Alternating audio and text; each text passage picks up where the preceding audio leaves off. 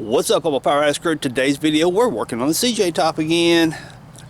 Last week I gave you guys a little introduction, also gave you guys a little tips on how to mount a CJ top on a YJ. Did a little bit of cutout. If you missed that video, go back and check it out. Now in that last video I showed you a lot of damage that was on this top, and today we're going to fix one of the super simple ones. What my plan is for showing you guys how to do fiberglass repair, I'm going to do a super simple repair, progressively harder and harder tricks, repairs, whatever the case, however you want to look at it. So today's video, I'll show you guys what's up. So as you can see here, we are splitting out. Here's where the bolts are that holds all this right here on. The pressure from the strut pushing right here the whole time causing this to crack out, and not to mention previous owners beaten, abused, or whatever the case may be. These old tops, they get abused. Now there's many times I've seen tops, people are scared to get them because they're all busted up, and that's why I'm making these videos, to show you guys you can get a busted top and put that baby back together. So see this right here, I can flex that a little bit, I can open that crack up a little bit. So she's about to break out. So what do you do before we get to this right here? Blew completely out, no cracks down through here, but this whole section right here is gone, possibly because the strut that come through here, maybe it hit it somehow or another, broke it out, who knows. I mean, previous owner, only one knows that. At least it's not as quite as bad as this one, because look at this right here, cracked. I can get in from behind it here, I can pull on it and make it flex. So we got to repair that. You see it splitting all the way out to here. So we got hairline cracks from this middle insert here, threaded insert. Hairline cracks here, here. They're probably coming in behind this bushing, right, this padding here, but definitely got hairline cracks coming out there. You got to stop all this stuff, otherwise it'll keep spidering outward, and you can patch this right here all you want to, but this will keep going and you'll just end up with a major headache. Now when I repair this, I'm going to give you guys a couple different ways of doing it. I'll have to fix this one first to give you guys a clue on what to do with this one next. So I'm not gonna tell you guys all that. You just gotta subscribe. Be sure not to miss these cool fiberglass repair videos. So if it's the first time you guys land on PowerX YouTube channel, be sure to hit that subscribe button so you don't miss any of these cool repair videos. Also share them out to all your favorite social media. And oh heck, let's just get on with this stuff. Okay, obviously first things first, we gotta get this bracket out of here. What's that Torx up? I got a T25 Torx, so I'm going to take those right there out. Nuts are on the back side, nothing hard there, so let's just get that out of the way, then we'll come back to the fiberglass part.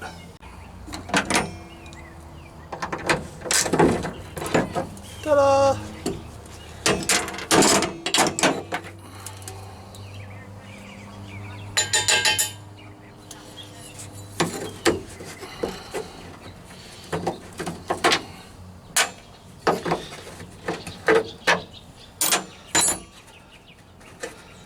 So look at that, look how much it's flexing. It's got to come out.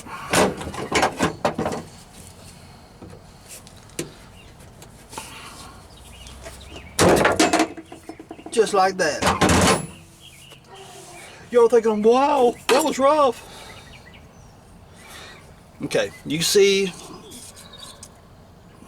hollow right through here. If you, in the last video I told you guys about how a lot of these tops are a two-piece top, two-piece layup. You got mold on the outside edge right here, on the outside surface that molds the outside. Then they take the inside skin, set it inside here, and bond it all together. So what are we going to do about this? We're going to clean it up. Now I'm not even going to use any high-tech tools on this repair. I can go get my little, well, uses these things right here. I just brought that for example. Get my little air tools that does all that. We're just going to keep it old school. Take all this surface right here, clean it up real well, because you want no crud, no junk, no dirt, as little as possible inside all this right here. This is an easy fix. All this is going to require is clean up the surfaces here, get us some material, resin, one layer of mat to go inside right here. We're gonna wet it down good. Then we'll take that one piece, put it back in place, and we'll clamp it here, and that'll clamp that resin and the fiberglass in between all this right here and bond it together and make it good and strong. So simply, the rougher the file, the better.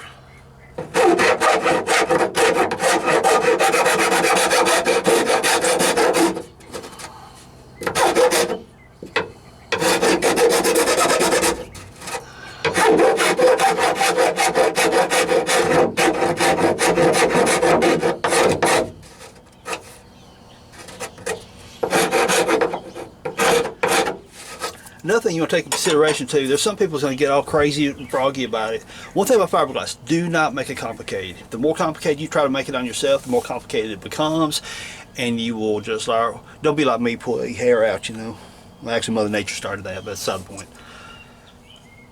Some people are going to want to get here and make it perfectly flat, flush, stuff like that. That's really going to work against you, because all those little breaks and cooks and all those weird places like that is what's going to line this back up for you. Because right now, even though how it just kind of self-aligns itself, if you can decide there and flatten all that out perfectly thinking you're going to be doing the right thing, you're actually going to make it more complicated.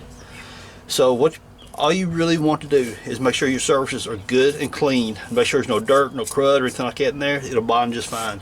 Fiberglass is really forgiving with the exception of one place. Fiberglass being forgiving, which means, you know, wherever you mold it, contour, stuff like that, it does pretty much whatever you want it or whatever you tell it to do. The one place fiberglass is not forgiving, as a matter of fact, it's very cranky, is how you fire it up. Firing it up means you got so much resin to how much catalyst you put into it. Too much catalyst, it'll go off so quick you'll never have time to work with it. You want to use very little catalyst as possible. You want enough to activate it, but not so much it's going to make it hard to work with, because if the faster stuff cures out, the less time you got to work with it. And next thing you know, you got a mess that you got to grind and cut out to start all over again. So keep that in mind. If you mess up on fiberglass, you always got the option of cutting that fiberglass out and starting all over again to keep practicing. But I'm going to do the best I can as I do these tutorials, is give you guys the clues as to when you should fire it hot, fire it cold, whatever the case may be. Right now it's pretty cool out here. I'm saying probably, well, cool by comparison to what it has been. It's probably lower 60s, upper 50s out here right now, which means where it's cold, you can use a little bit more catalyst, because the cool air out here tends to retard the timing on fiberglass on how fast it cures. Versus if it's hot out here, if it's out here and we're 85, 90 degrees in direct sun, like right now it's kind of overcast and the sun's going down, and so there's very little sun out here, that's going to slow down the curing speed of the fiberglass. Versus if I was directly under sunlight, you got the UV lights. UV lights will make the catalyst in the fiberglass kick off super quick. So that's when you want to fire it a little bit lower. And how to fire the fiberglass and the resins and stuff is one of those things I'll go over on these videos as to the different situations. So be sure to subscribe so you don't miss any of these videos, because what I'm going to do today on this project may be and the next project may be a little bit different due to outside air temperatures, or my direct sunlight, or my not, or something like that, as far as curing times. But establish a baseline, put a little bit of catalyst in it to fire it off, to make sure it does kick, and use that. But as you get more comfortable with it, then you can start adjusting. You want to put a little bit more catalyst in to kick it quicker, or you want to put a little less catalyst in it to give yourself more working time. Alright, enough of the gabbing. Let's get back to cleaning this.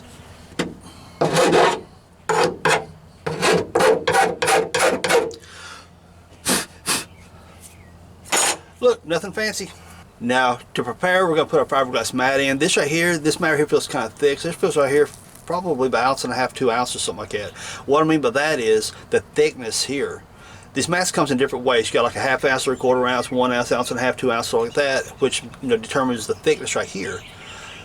We're not going to get too caught up into that, because that really depends on what project you're running. When I'm bonding two pieces together like this, I tend to like to use the thicker mats, because it absorbs more resin.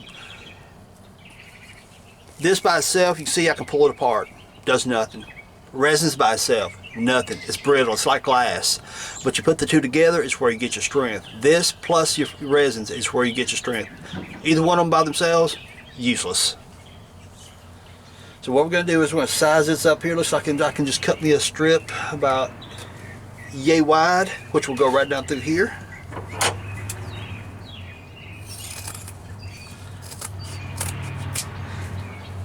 Okay, so we'll set this over here so it's ready to use. And we're going to need a little bit of up in here. So I'm going to cut me a strip about like this, size it up about like that. Obviously I'm not being precise with this. Fiberglass, like I said, is forgiving. You don't have to be precise with it. Right here, right there.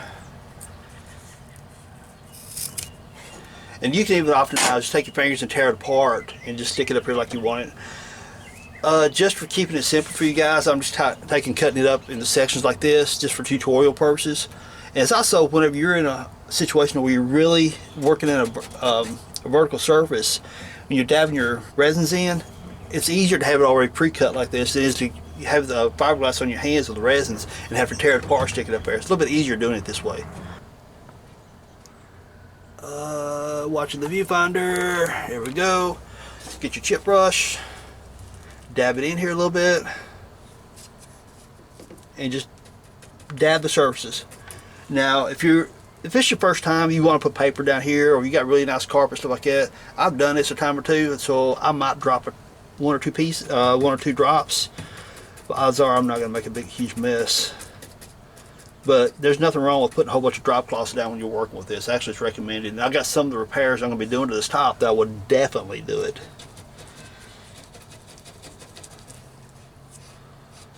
And the reason we're putting this on here first is because you want something for the fiberglass mat to hold itself up or two. Now we take our mat. I highly recommend wearing gloves.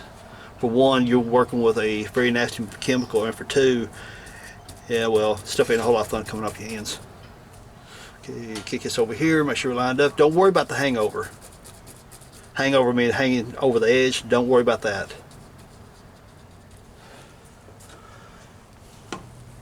And get that stuck up where it's holding itself. Take your resin and saturate it down well. You will see the white disappear and start turning more to the color of, I don't know, soak the rag or whatever you want, however you look at it. But soak it down good.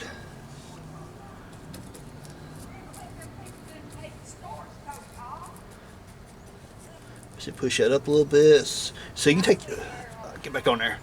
Push this over. You take the tip of your brush and push that glass where you not need it.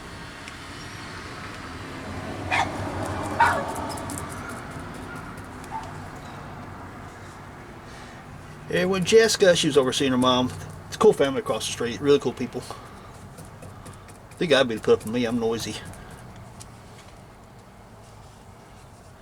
Okay, we are got that material soaked down really well. Now we gotta get this piece up here.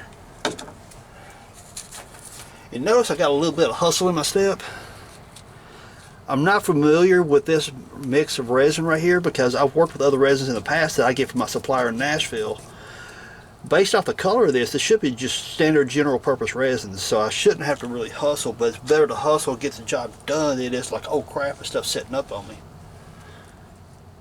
Because the whole time we're working, this stuff is getting ready to start hardening on you. Damn, get on there, get on there, get on, get on, get on. There he goes. Sometimes you gotta get tricky with your brush. And there'll be times I'll show you guys how to use squeegees, how to use fiberglass rollers. That's why you guys subscribe so you don't miss any of these cool fiberglass videos. See, I just dropped one. That's alright. My old tub don't matter. Yeah, stick it up there like that.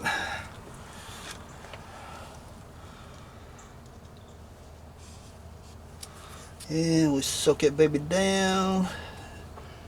And sometimes you just want to get tricky with it. Sometimes you want to have get in there. And also, you know, I'm covering over his hole right here. Don't worry about all that, because a drill bit will fix that.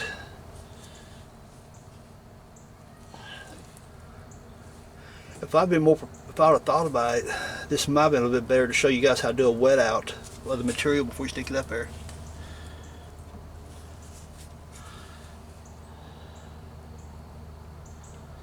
Okay, got that saturated well. Now, move this out of the way. Da, da, da, da, da, da, da. The one thing you want to do, you're going to have clamps here. have them prepared, ready to go on when you have the glass prepped. You want to take your broken piece, come in at an angle like this. Don't slide it, anything like that. You want to come straight in and wedge into that corner right there. Then where you didn't take too much out of the material, you just cleaned it up, you feel it self-aligns itself. Yeah, I got to hang over back here, it works. Take your clamps, and you don't have to have them tight.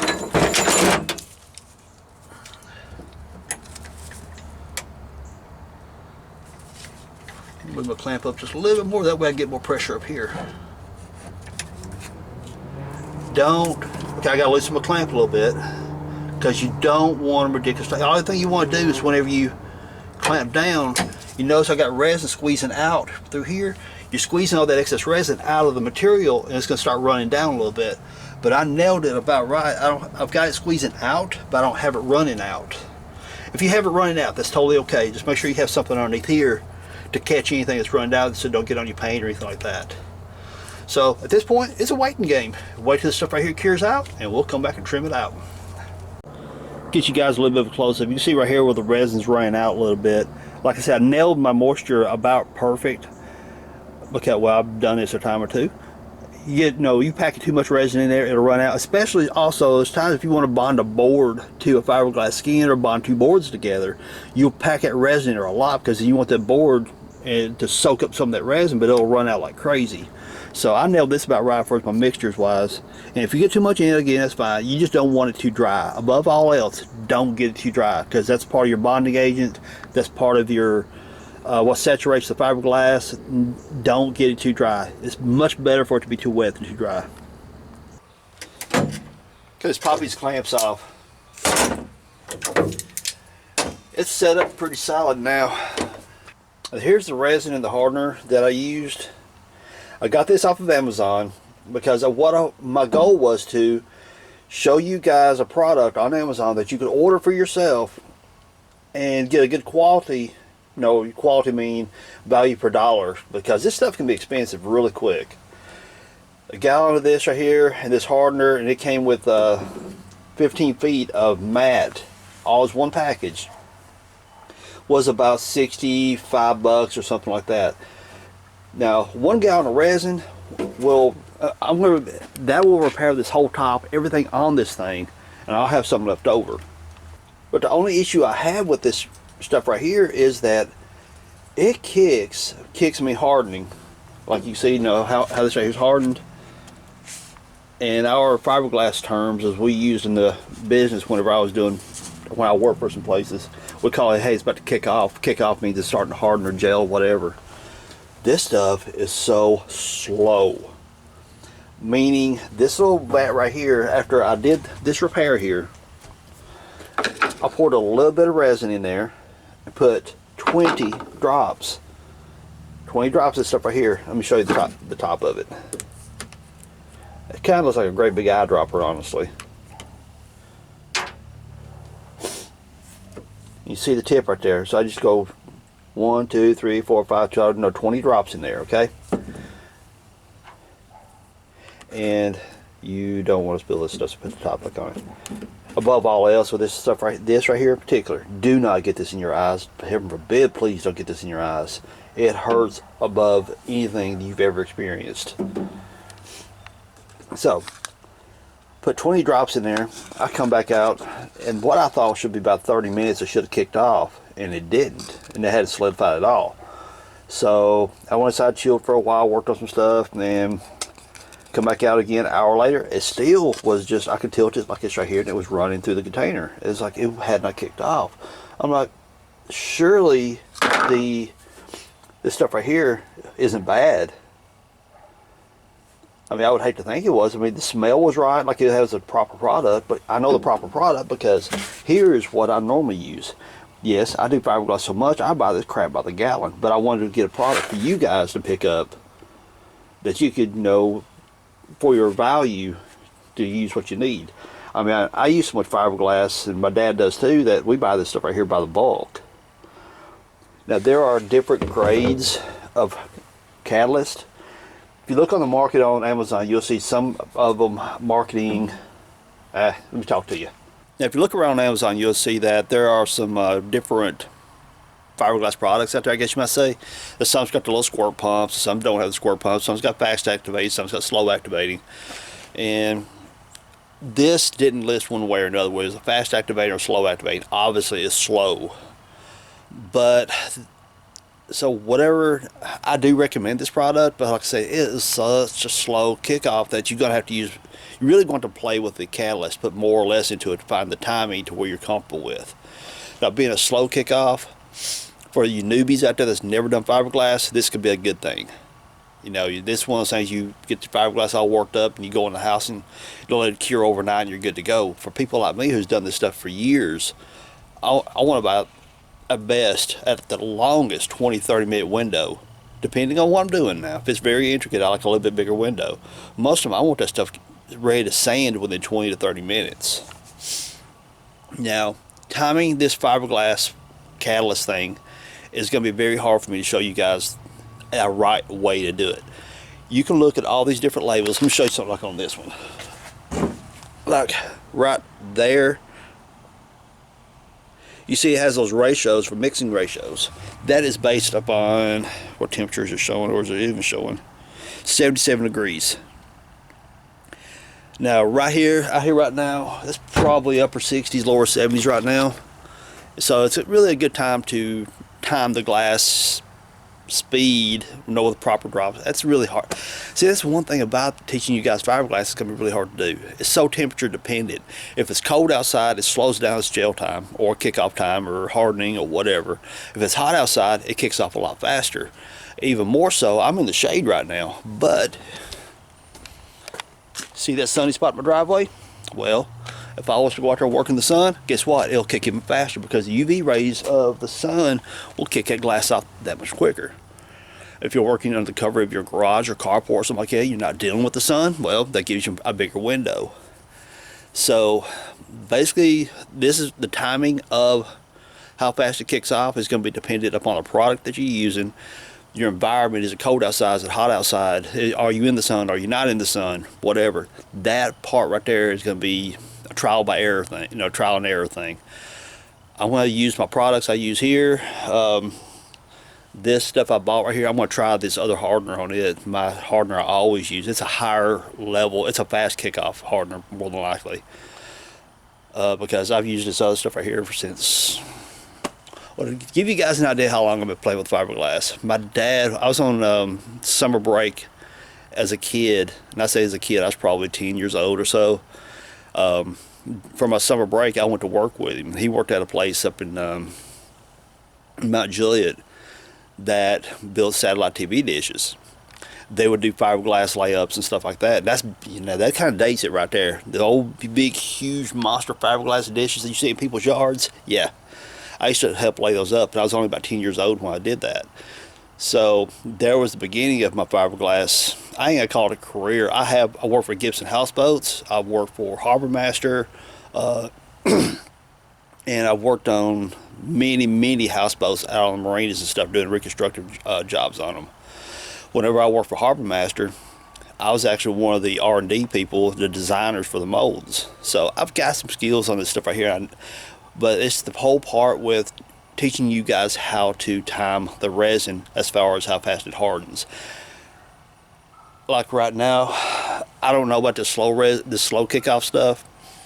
If I was to use it, if I was to put 20 drops in it right now, I don't know that product well enough to say, hey, I've got a 30-minute window. Because as of last night it got pretty daggone chilly out here. It's like 51 degrees, which really will retard the time on how fast the resin and the catalyst and all that stuff kicks off. If there's a lot of moisture in the air, that'll slow it down. So there's so many different variables that comes along with working with fiberglass. That's the one part about doing this tutorial series right here that's going to be really hard to teach you guys. More than likely, because of the products that I know, I'm going to go back to my old school stuff. It's a commercial level, industrial grade level stuff that I've always worked with. I know its window as far as how fast it kicks off. The product I got from right there, yep, viewfinder messes me up every time. Right there. I think the resin itself is the same as any other marine grade resin, but it's the catalyst that's a slow kickoff. So probably what I'll do is I'll try that resin with that catalyst and see if it kicks off a little faster. That'll kind of answer my questions up here. What's the story on this catalyst bottle that we're using? Like I said, for the newbies out there, that slow kickoff give you time to work with the fiberglass. That'll be great. But for the people who's got some experience behind it, I can't deal with that slow stuff. I want to get stuff done. So again, to summarize up what I did when I mixed this up, because I didn't show it in the shot. Whenever I showed you guys, hey, I'm gonna dab this in there with a paintbrush, blah blah blah. What I did not show you was that I took this, poured me a little bit up in there. Then I took my catalyst right here, took the top off, and went 1, 2, 3, 4, and put 20 drops in there to activate it. Then I took my little stir stick. See my fancy stir stick I picked up out of the yard? Whipped that stuff up really fast, mixed it up really good. Then I went to work, like you see me with the paintbrush doing this. That's all I did. It sounds super simple, but what may happen, now it's warmer out here now, like I said, upper 60s, lower 70s or so. If I was to do that 20 drops in that same volume right there, it may kick off faster because of last night it was down in the 50s. See? It's all about the temperature and the environment you're working in.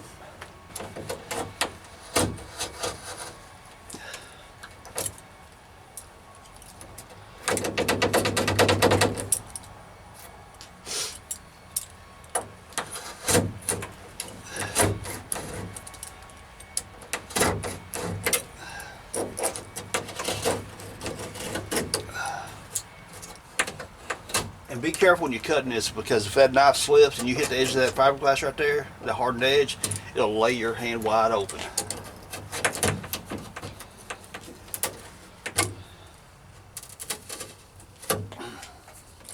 And of course I've got it back here too. I need to trim all this out back here where it hung over. Then you just simply take your drill bit, clean out your holes right there, put it in your drill, clean out those holes, and you're good to go. And then all your body work, if you want to like put a little bit of body filler in your seams and sand it down, stuff like that, make it nice and pretty, you can absolutely do that. That almost messed up, didn't it? So from this point right here, you can take your sandpaper, smooth down those edges, get that all blended in, and paint it if you want to, whatever it is you got to do. I'm not painting this top yet, obviously, because I've got these other repairs I'm going to be doing.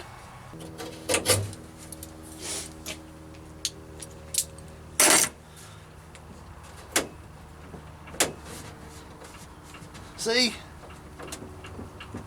Shaking the whole Jeep. She's strong again.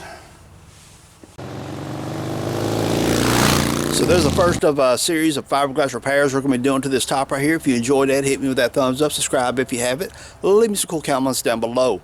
And even questions. You can ask me questions. I'm going to try the best I can to answer them. But fiberglass is one of those things you really got to experience it for yourself.